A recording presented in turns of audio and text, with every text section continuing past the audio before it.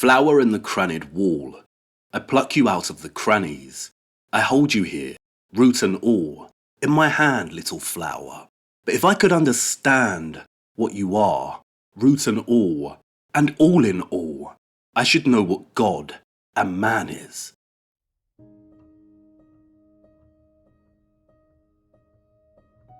There is a great labyrinth ahead of us, full of nooks and crannies.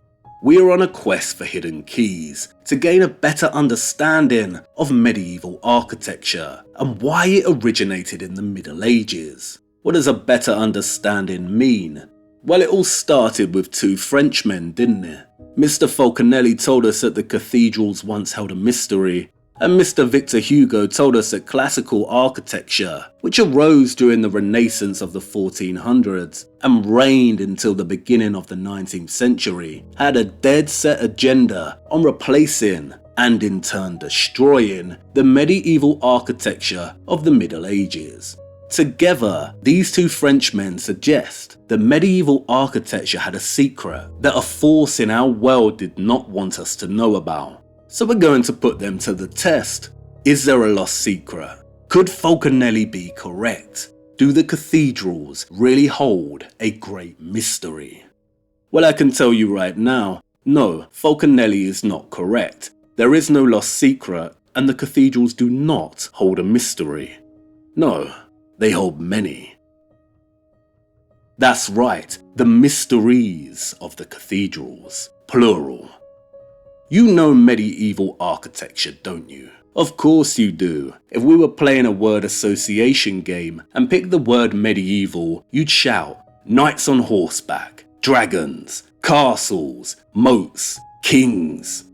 And if I said the word gothic, I bet you shout the following: dark, ghosts, cemeteries, monsters, bad makeup. And if I pick cathedral, maybe you'd shout gargoyles, spires, God, bells, prayer, choir, holy. You see, the third one, cathedral, yields better results. But if you combine the two, Gothic cathedral, what are you left with? A dark shadow over a divinely inspired structure. A slightly problematic and confusing stereotype that has a long and, I'd argue, deliberate historical formulation. You know medieval and Gothic architecture. I know you do.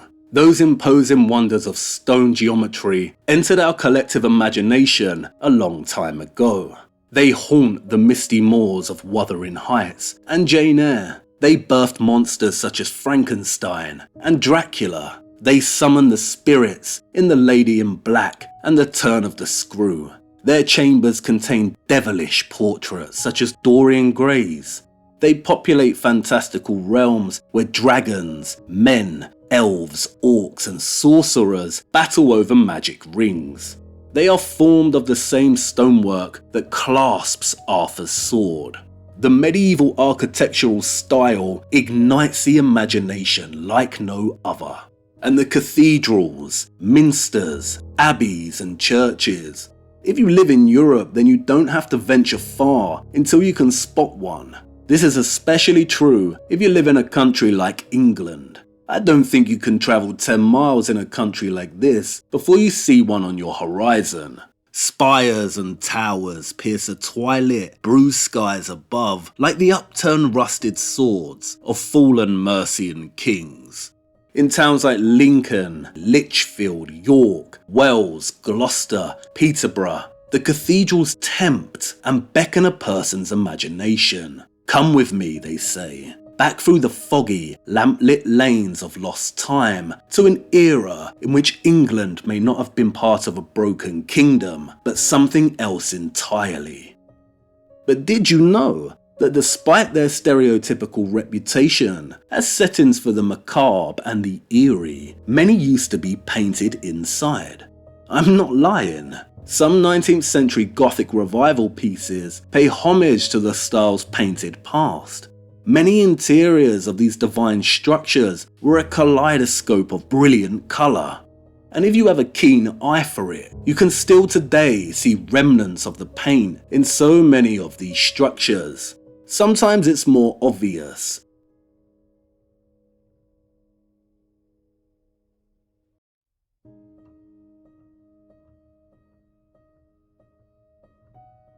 Sometimes it's subtle.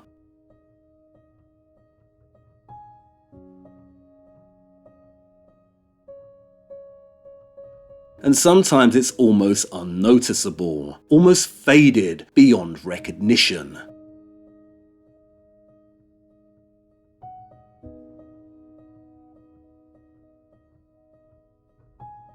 Greens, blues, yellows, reds.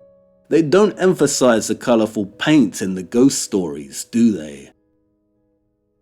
And what's even more staggering is this. If you start visiting many medieval structures, you'll notice something. The stone outside, especially on the north and west facing exteriors, is very aged. As expected, right? If a minster is over 700 years old, then you'd expect time has left its mark, especially the places that don't get much sun. But if you venture inside, you'll see that the interiors, the piers and columns, etc., have not aged so dramatically. And why? Because they were not exposed to the elements, the weather outside. So why did most of the paint disappear? It wasn't time, no. It was scrubbed away by man. And why? Could the painting have told a certain story? A different story, perhaps? And painted by whom? Well, that's an obvious one, isn't it? Craftsmen. The butcher, the baker, the candlestick maker, the tanner, the painter, the shoemaker, the apothecary, the carpenter, the cloth maker, the mason. These are the guilds of the medieval period. The medieval stonemason was not just anyone with a mallet and chisel. They were highly skilled craftsmen, at once an architect, engineer, builder, an artist and visionary, with a boldness and courage like no other. The medieval stonemason system was a hierarchy of three classes: apprentice, journeyman, and master mason. The master mason oversaw a legion of different craftsmen, all working in unison to complete different aspects of these magnificent structures. And in the hunt for faded patches of paint, you may stumble across something else no less extraordinary: the mason's signature on the stone. They are usually in the form of little geometric shapes. Each shape is an individual mason's specific mark. It means a particular mason carved that particular block. I enjoy nothing more than hunting these out. Sometimes sites document all the mason's signatures and can point them out to you, but most of the time you have to seek them out. It's all about slowing down and starting to look closer. Sometimes from afar, an arch is just an arch, but if you really look, you may see traces of the work process. Individual stones numbered, indicating their intended placement in the arch. The nooks and crannies of real masonry. Southwell Minster is one of my favourite medieval structures of all time, and it holds one of the most stunning treasures in the world, its octagonal chapter house. If you can, then don't wait. Go and see for yourself the Leaves of Southwell, the finest stonework in all of England. This is not just naturalistic carving, it's a bower full of secrets within a larger forest of stone. The leaves, fruit, flowers are accompanied by animals, hounds catching hares, birds perching, and not just leaves, but buttercups, maple, wormwood, vine, oak, hawthorn, ivy, a rose, flower in the crannied wall. Look at the sublime arches and capitals.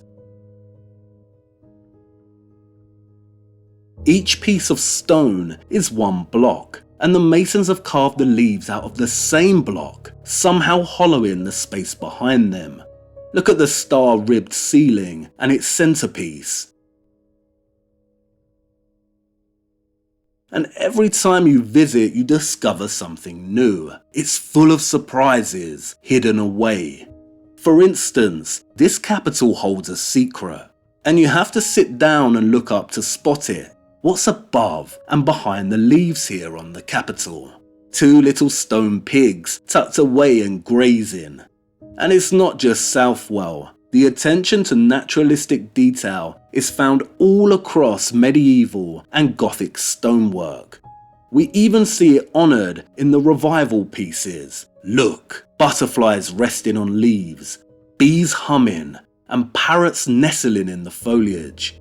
There's always a surprise waiting to be found. You see this little nugget of stone right here? That's a little mouse.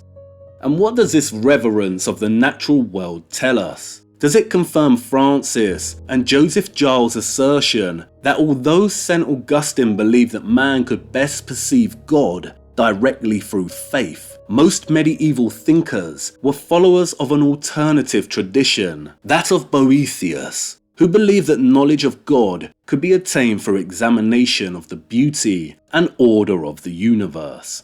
As Boethius wrote, men of reason sought the causes of things, why the sighing winds vex the sea waters, what spirit turns the stable world, and why the sun rises out of the east to fall beneath the western ocean, what tempers the gentle hours of spring, what causes fertile autumn to flow with bursting grapes in a good year. It was all about nature's secret causes. Could this be true? Did the medieval Europeans really believe that the best way to perceive God is through contemplation of the natural world? Where the wind shakes the leaves, there's God. The sound the brook makes as it navigates through stony outcrops, there's God. Nature's secret causes. And then there's the mystery of the Green Man, a figure of an anonymous man with a face made of or inextricably bound with the leaves. He's found everywhere throughout medieval architecture, usually hidden away somewhere out of obvious sight. He's the Where's Wally of medieval architecture, and you can have some fun travelling around from site to site trying to locate him. But what does he represent? A pagan god? A woodland spirit, a demon. Here he is at Southwell, with leaves ushering from his mouth. There are many green men to be found within this chapter house. Is he a pagan demon? Or perhaps he is a reminder, as Nigel Coates puts it, of the elemental link between man and nature. We come from the earth and we go back to it. Or as Tennyson said about his little flower, if I could understand what you are, root and all in all, I should know what God and man is. Nature's secret causes. They don't show you the naturalistic carvings in the horror movies, do they? And did you know that many, not all of them, but many cathedrals, minsters, abbeys and churches are cardinally aligned, especially in England? The choir is usually a line pointing toward the east, and the nave the west. Why would that be? Perhaps the skeptics would say, because Christianity is secret sun worship. But could there be another reason why a large majority of these structures, but not all, are aligned like this? If you're ever lost when out hiking around the European countryside and you've forgotten your compass but stumble across an ancient church, you may just be in luck. The nooks and crannies, the secrets and mysteries, we're after them. There is a great labyrinth ahead of us, so what's it all about? Our two Frenchmen suggest that medieval architecture had a secret that a force in our world did not want us to know about, so we're going to put them to the test. And this means hunting for clues and keys, in hope of discovering what these secrets could be. And what is a key? Well, just about anything really. A key could be a piece of architecture, it could be a book, a painting, a poem, a map, a geographical location, a word, a name, a sentence, a symbol. It could be from antiquity, the Middle Ages, the 19th century, or even our current era. Absolutely anything. If it opens a door, it's a key. But this doesn't mean all keys are useful either. Some open doors only for you to reach a dead end later down the line. And no doubt this will happen to us, but the keys are the goal.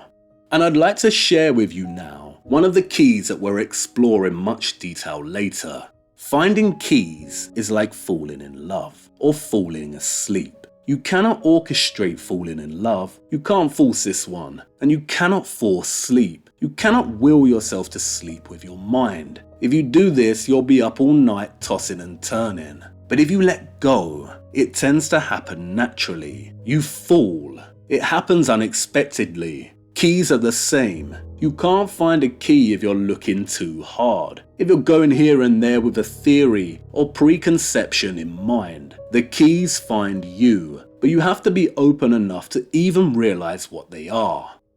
It was my lady's birthday, and I took her to Wales. Lucky girl, right? Very lucky indeed, for I had no idea, but a very special key was waiting. This key is a certain type of key, a cross key. Wait, instead of me explaining it to you, just follow me. Long afloat on shipless oceans, I did all my best to smile, till your singing eyes and fingers drew me loving to your isle, and you sang, sail to me, sail to me, let me enfold you. Here I am, here I am, waiting to hold you.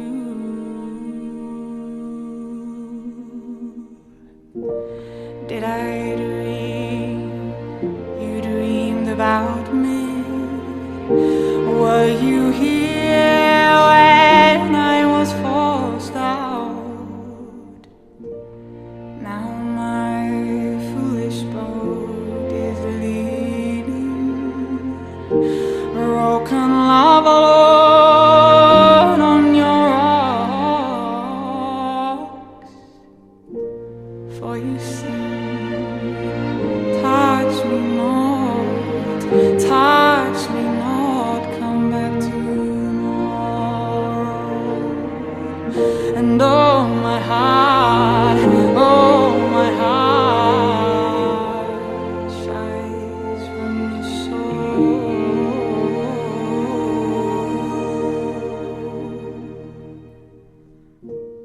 Well, I'm as puzzled as a newborn child. I'm as riddled as the tide. Should I stand amid the breakers, or should I lie with death my bride?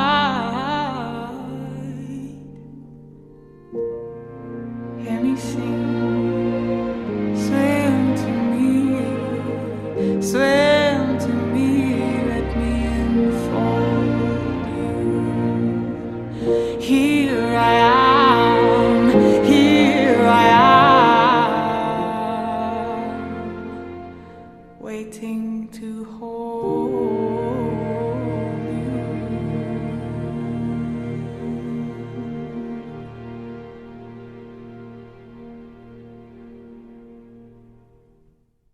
Do you know what this is? This is the living waters. St. Winifred's Well in Holywell, Wales. It is a spring that comes from deep within the earth. And look, it bubbles delicately into this magnificent Gothic structure and sparkles in this star before travelling into this pool. The living waters. In 1189, Richard I is said to have visited the site to pray for the success of his crusade. It has been a site of pilgrimage for almost 1,000 years of recorded history. Holywell is the Lourdes of Wales. The spring produces miraculous healing waters, of which reports, according to Paul Burns, go back to the early medieval period. The living waters from deep within the earth. And look above the spring. Look at this structure. These special springs are everywhere across the United Kingdom, most now forgotten and out of sight. But not all. In a region named Derbyshire, they still practice the ritual of Christian well-dressing that stems from the Middle Ages. And again, the waters of these springs are also reported to produce miraculous cures. The site of Holywell now chlorinates its spring water. What a tremendous shame. A cross key. It opens 2 doors. What doors? Well, firstly it gives us real evidence of the presence of the living waters within a Gothic structure. And what else? Look a little closer and open your mind. What happens if I raise the ground here? What are we left with? A grassy path to a church and a little chapel. What's under your feet?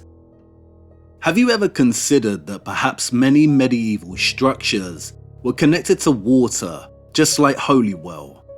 And at some point in history, this connection was lost, and in some cases buried. Look again. Raise the ground. So many churches look like this, but could they have been buried to look this way? Their lower sections, that were once connected to the living waters, forever hidden and out of sight.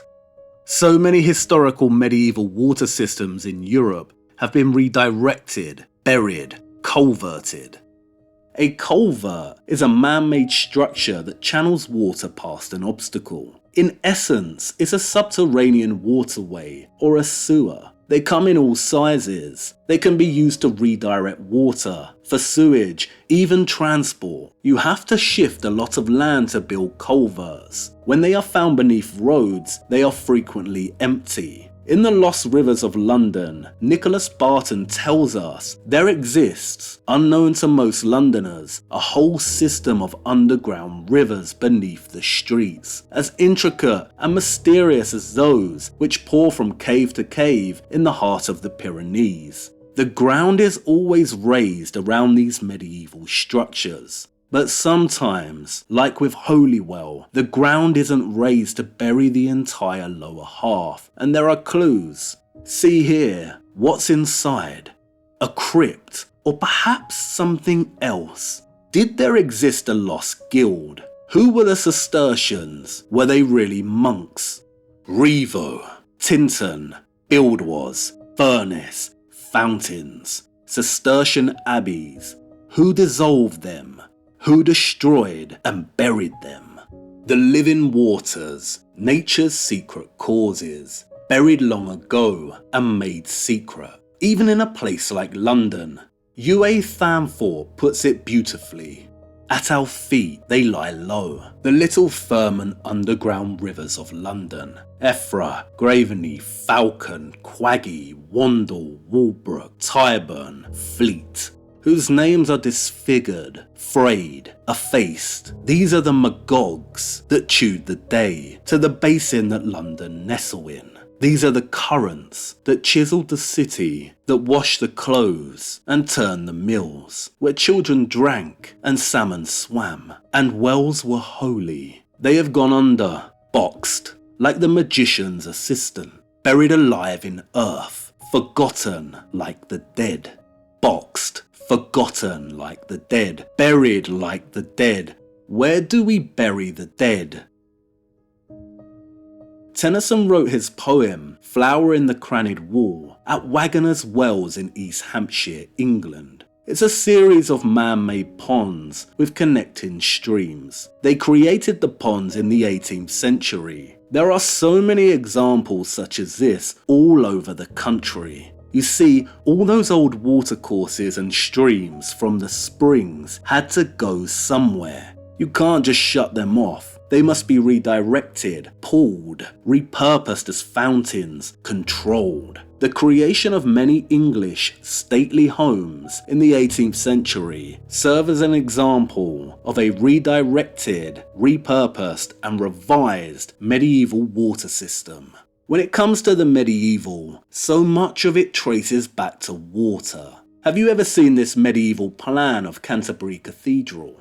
Can you see all the green, yellow and red lines? Do you know what they are? That's a water system. Fonts, piscinas, it runs throughout the entire structural complex. I have found many keys that testify to, hint at, and underline the communion between medieval architecture and the natural living waters. The nooks and crannies, the mysteries of the past. Like a labyrinth, our investigation into the secrets of medieval architecture will not form a linear path. It will form a series of investigations, deep dives, puzzles, and conundrums that will reflect upon the very limitations of trying to uncover hidden history. And there are no guarantees that we will solve the great mysteries surrounding medieval architecture. But that's not the point. After all, what's the purpose of a labyrinth? To make you lost. And it does make you wonder why on earth anyone would enter such a complex structure. Quite simply, to revel in their own bewilderment. When he set sail to enter the great labyrinth and slay the Minotaur within its walls, Theseus set off with a black sail. He promised his father that if he was successful, then he would return with a white sail. It's about time we set sail, and Theseus' story is very important, as it leads us to our first destination, one of the greatest paradoxes at the heart of medieval architecture.